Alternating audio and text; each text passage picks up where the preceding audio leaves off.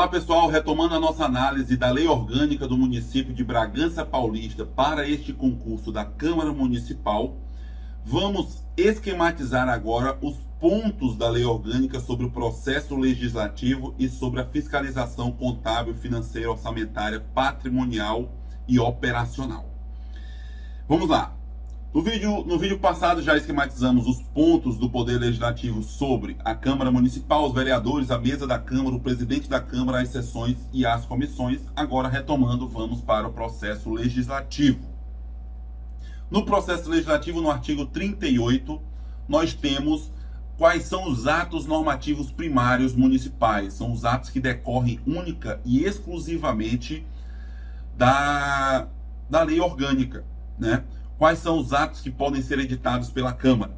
As emendas à lei orgânica para alteração desse texto que estamos lendo, as leis complementares, as leis ordinárias, as medidas provisórias, decretos legislativos e as resoluções.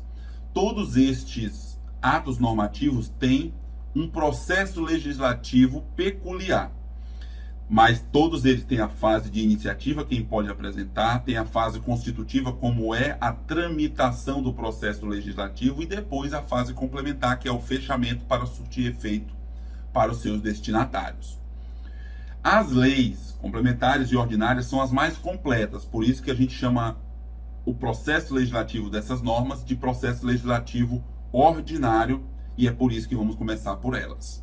Depois, no final delas, a gente vai tratar a diferença entre elas duas. Mas primeiro, sobre as leis, nós temos essas três fases bem definidas. A fase de iniciativa, que temos a possibilidade de geral, privativa ou popular. Geral porque pode entrar na Câmara Municipal com um projeto de lei qualquer vereador, um só já basta, ou qualquer comissão destas que vimos anteriormente, qualquer comissão permanente ou temporária, ou mesmo a mesa diretora, né?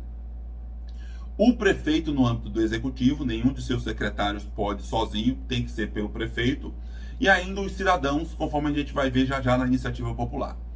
Há outras iniciativas que são chamadas iniciativas privativas, porque somente estes agentes podem entrar com esses projetos de lei. Se entrar por meio de um vereador, por exemplo, já vai estar errado o trâmite, com vício de iniciativa, tornando o conteúdo contrário à lei orgânica.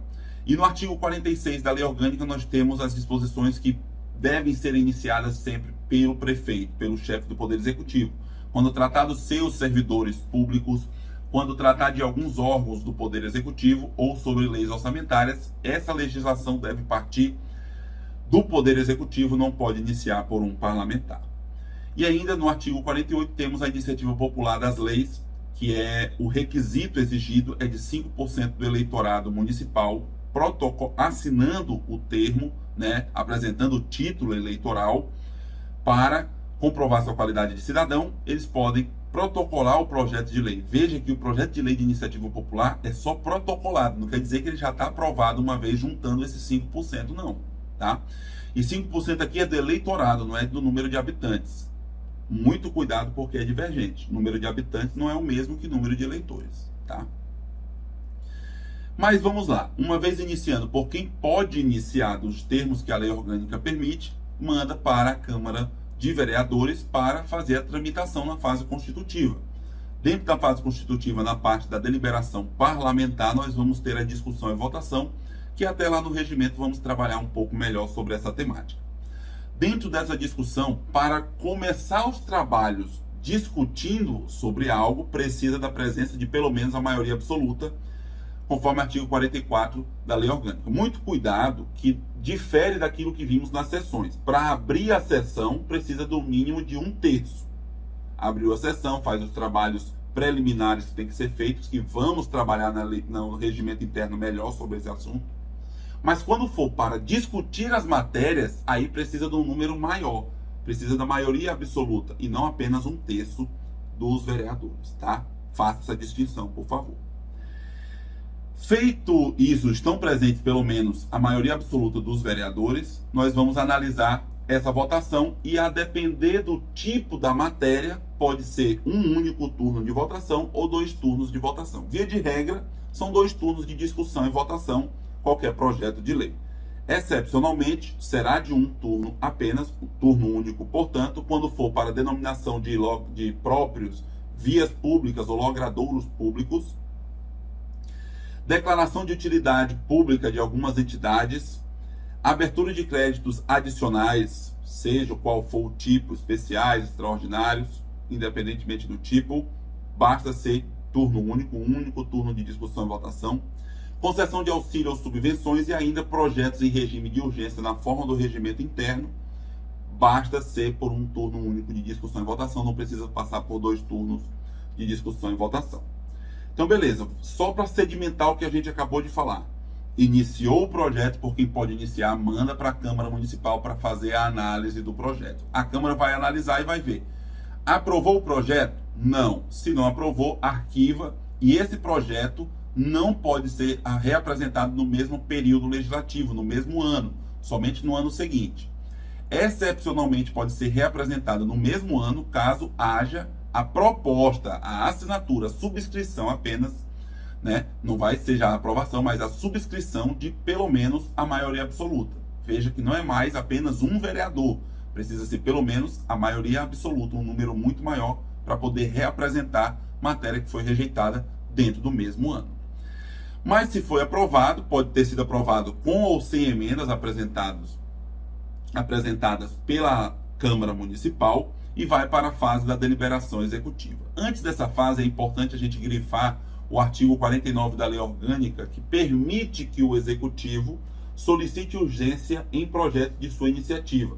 Seja iniciativa sua privativa, que só ele pode iniciar, seja iniciativa sua de modo geral, que qualquer um poderia iniciar, mas foi iniciado pelo Executivo. Iniciou pelo Executivo em qualquer uma das hipóteses, se ele solicitar urgência a qualquer momento, a partir do momento que ele solicitar urgência, começa a contar 45 dias para finalizar a análise, e esse prazo não corre no período de recesso e nem se aplica em regimes de projetos que estão analisando códigos, tá? Isso é importante. Então, finalizou a deliberação parlamentar, manda para a deliberação executiva, que vai ser agora parte do prefeito. O prefeito vai analisar se sanciona ou se veta o projeto. Então, muito cuidado nessa deliberação executiva. A Câmara Municipal, na deliberação parlamentar, finalizando, aprovando o projeto, manda em 10 dias úteis para o prefeito analisar. A análise do prefeito é feita em 15 dias úteis. Por favor, não confundam esses 2 prazos. Para sair da Câmara, para ir para o prefeito, uma vez aprovado o projeto, é 10 dias. No prefeito, para ele analisar, são 15 dias úteis. Os 2 são úteis.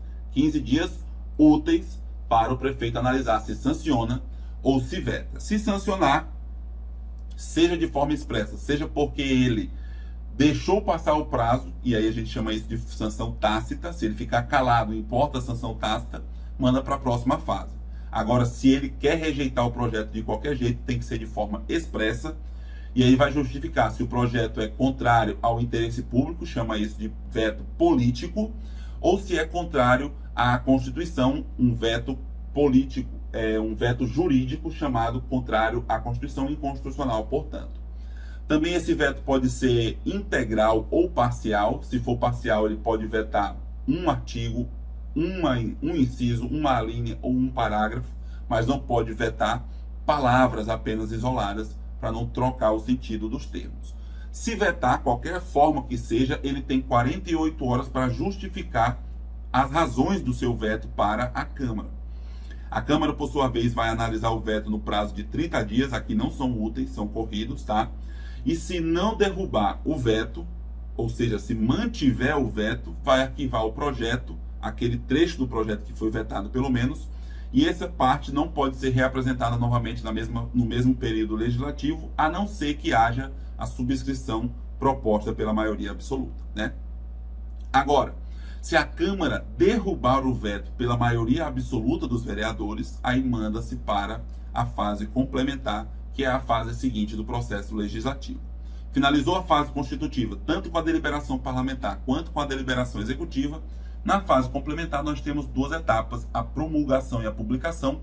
A promulgação é uma fase de eficácia, atestar a eficácia da norma. que aquele texto todinho que foi tramitado pela Câmara, passou pelo prefeito, voltou para a Câmara, se ele vetou e depois foi para frente, é aquele texto que vai vigorar para a população.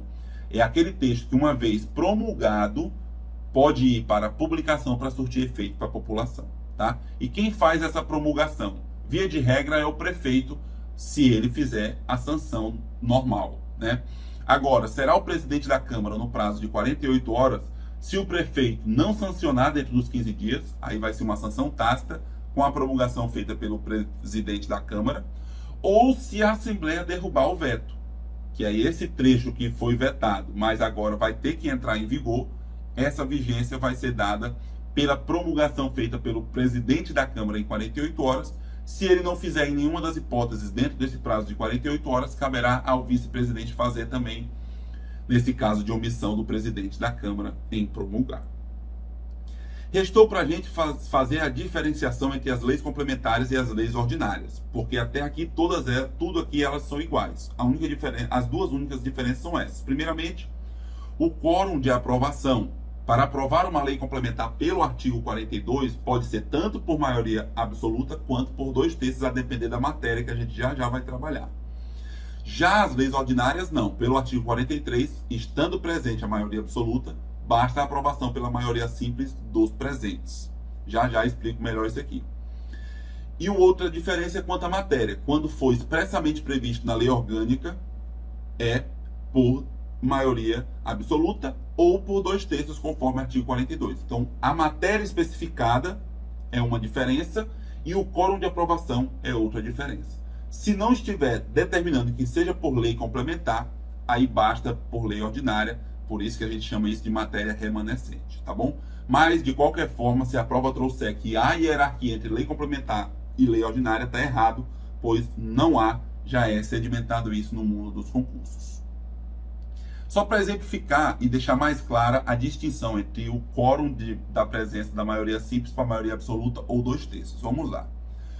Para começar os trabalhos, eu acabei de falar que precisa estar presente pelo menos a maioria absoluta. Então, independentemente do que for, se for projeto de lei complementar ou projeto de lei ordinária, sempre precisa estar presente pelo menos 10. 10 dos 19, né? Como é que eu tiro a maioria absoluta dos 19? 19 dividido por 2 dá 9,5. O primeiro número inteiro acima disso é 10. Então, 10 estando presentes, a gente pode ir para a votação. Vai para a votação. Para aprovar, aí depende da matéria. Se for projeto de lei complementar, se for aqueles assuntos que tratam de maioria absoluta, no artigo 42 que acabamos de ver, vai ser aprovado com 10 votos, independentemente do número de presentes. Agora, se for matérias que precisa de 2/3 dos votos para ser aprovado, aí precisa de 13 votos, invariavelmente, o número de presentes. Se for um projeto de lei ordinária, aí vai variar conforme for o número de presentes. Então, por exemplo, se tem no mínimo os 10 presentes, para aprovar a matéria nesse dia, que é projeto de lei ordinária, basta 6 votos a favor. Se no dia estiverem presentes 11 vereadores, também precisa de 6 votos a favor, porque a metade de 11 é 5,5, o primeiro número inteiro acima é 6. E assim por diante. Se tiver 12 vereadores presentes, tem que ter 7 votos a favor. Se estiverem presentes no dia 13 vereadores, 7 votos também a favor. Se for 14 ou 15, precisa 8 votos a favor. Se for 16 ou 17 vereadores presentes, precisa de 9 votos a favor. E se for 18 ou 19, aí invariavelmente também vai precisar de 10 votos a favor. Isso quanto ao quórum de aprovação. Quais são as matérias que precisam ser aprovadas por lei complementar? O artigo 42 fez esse rol aqui. Do inciso 1, Código Tributário. 2, Código de Obras ou Edificações. 3, Regime Jurídico dos Servidores Municipais. E 4, Criação de cargos e aumento de vencimentos dos servidores. Essa lei complementar precisa ser aprovada por maioria absoluta. As demais, o Plano Diretor, o Zoneamento Urbano, concessão de serviço público, concessão de direito real de uso, alienação de bens imóveis, aquisição de bens imóveis por doação com encargo e autorização para a realização de operações de crédito, nesse caso, a aprovação dessa lei complementar precisa do voto de 2/3 dos vereadores. É importante essa distinção para levarmos para a prova. Finalizado esse processo legislativo ordinário, nós temos os processos legislativos especiais. O primeiro deles é sobre a emenda à lei orgânica. Especial porque tem alguma distinção comparando com o ordinário, que é da lei complementar ao ordinário. Vamos lá. A iniciativa, fase de iniciativa de uma emenda à lei orgânica, pode iniciar não só um vereador mais, mas precisa ser 1/3 dos vereadores.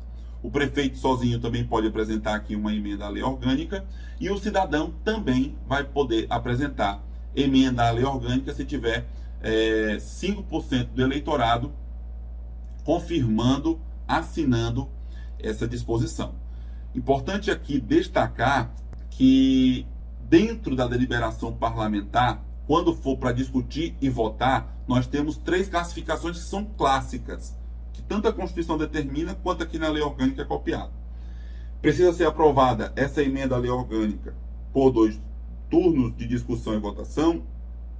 Entre um turno e outro tem que ter um intervalo de 10 dias, um interstício mínimo de 10 dias, e para ser aprovado precisa de 2/3 dos votos dos vereadores.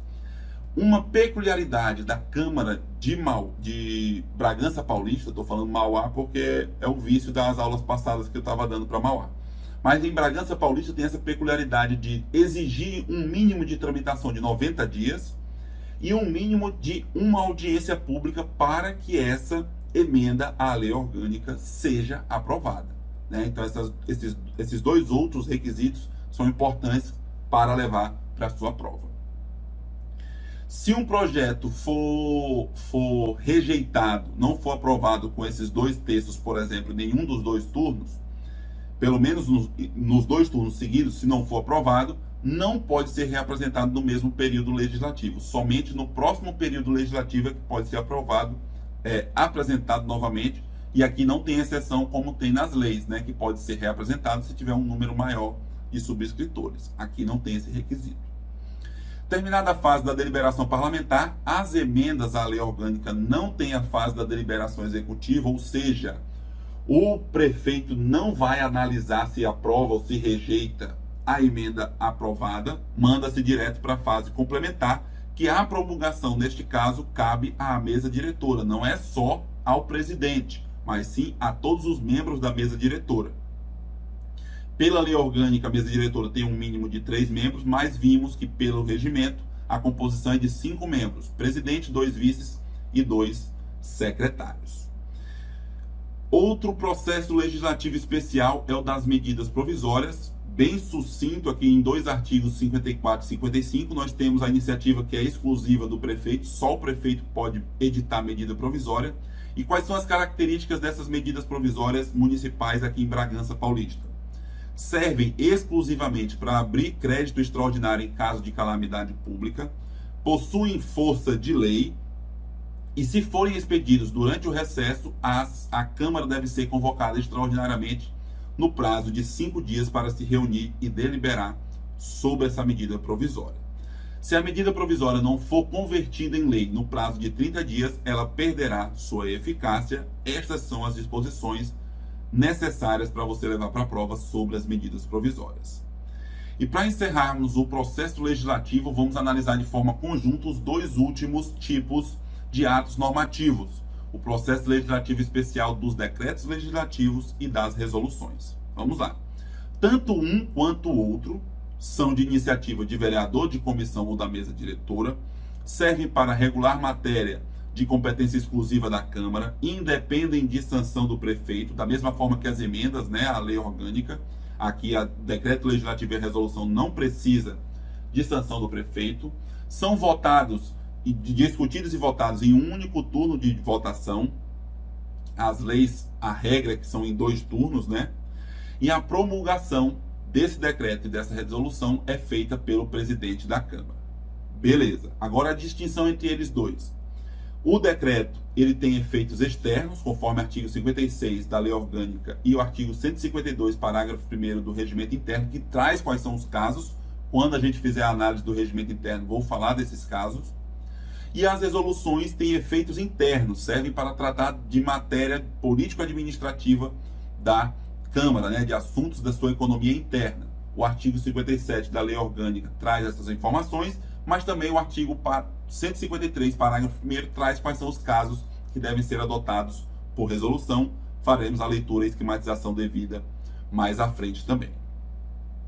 Último ponto do Poder Legislativo é sobre a fiscalização contábil, financeira, orçamentária, operacional e patrimonial, disposta nos 3 últimos artigos deste capítulo. A competência para fazer o controle das contas públicas é sempre do Legislativo, seja no âmbito federal, que cabe ao Congresso, seja no âmbito estadual, que cabe à Assembleia, no âmbito municipal também não é diferente, cabe à Câmara Municipal. Ocorre que a Câmara, o Legislativo como um todo, ele é auxiliado pelo Tribunal de Contas. No âmbito federal é auxiliado pelo Tribunal de Contas da União, no âmbito estadual é auxiliado pelo Tribunal de Contas do Estado e no âmbito municipal, só 2 municípios que têm o órgão municipal, que é São Paulo e Rio de Janeiro. Outros não poderão mais criar, porque a Constituição Federal vedou. Então, poderão ser auxiliados por algum órgão estadual. Ou será o Tribunal de Contas Estadual, que no caso aqui é o que existe em São Paulo, mas também o Estado pode criar um outro órgão estadual para cuidar só das contas municipais. Então, se existir, o Estado de São Paulo pode criar esse órgão para cuidar das contas de todos os municípios do Estado. Beleza. O julgamento das contas do prefeito e da mesa diretora da Câmara é feito pela próprio Legislativo, né? Mas com auxílio, conforme eu já visto acima, do Tribunal de Contas. Então, o prefeito deve fazer a entrega de suas contas e também a da Câmara até o dia 31 de março. A Câmara deve enviar ao prefeito até o dia 1º de março essas contas para o prefeito consolidar e até o final do mês de março enviar para a Câmara essas contas. A Câmara vai dar o prazo de 60 dias para o Tribunal de Contas emitir um parecer prévio. Esse parecer prévio é importantíssimo e daqui desse ponto sobre a fiscalização contábil, o que mais importa é esse destaque aqui. A Câmara Municipal vai julgar se aprova ou não esse parecer prévio, essas contas do prefeito. O que a Câmara pode fazer é alterar ou não esse parecer prévio. Só pode alterar se tiver o voto de 2/3 dos vereadores. Se não conseguir 2/3 dos vereadores, vai servir o julgamento como veio do Tribunal de Contas, aprovando ou rejeitando as contas públicas. Beleza? Assim encerramos a análise esquematizada de todos esses artigos que já fizemos a leitura e no vídeo seguinte retomaremos para finalizarmos o entendimento dessa parte da lei orgânica e fechar a lei orgânica, portanto, que só tem essa parte, com 29 questões sobre esses artigos 9º a 60 dessa lei orgânica. Beleza? Aguardo você. Até já.